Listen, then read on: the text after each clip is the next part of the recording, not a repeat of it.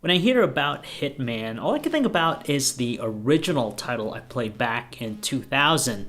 Yes, it was that long, and even though it's spawned several more titles since then, it's just now that I'm getting back to the franchise. Hey guys, John Velasco here with VR Source, and this is our review of Hitman Go VR.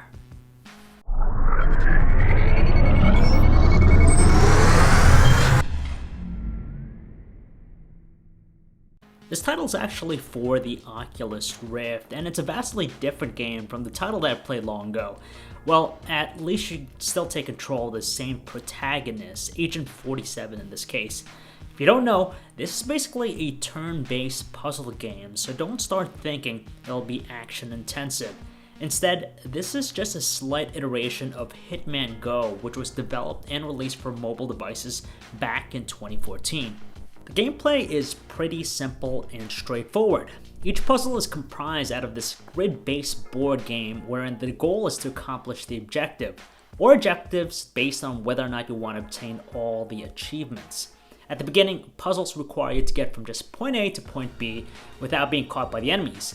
The interconnected nodes and lines riddled throughout the board help us guide Agent 47 to the goal.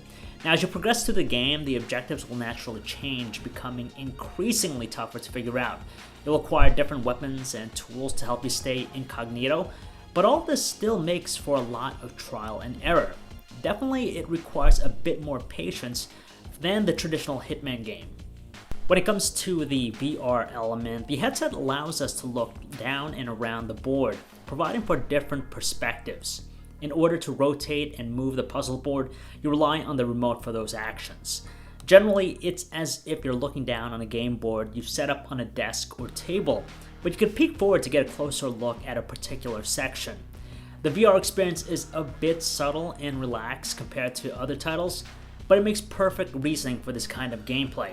And that's probably why it's more comfortable and easy on the eyes, unlike how some other intensive titles bombard you with a variety of movement, which can sometimes induce nausea. It's really not the kind of gameplay that will get you sick after 30 minutes, unless you get stumped and pissed off on a particular puzzle. In the event of that, there's a guided option that will help you solve it. Call it cheating, but it's there if you absolutely need it.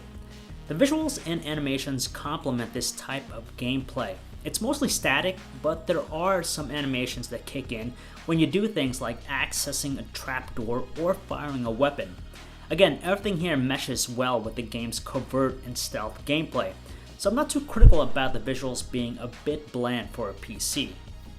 The Oculus Rift enhanced version of Hitman Go VR goes for $9.99, while the Samsung Gear VR edition of the game sells for a little less at $7.99.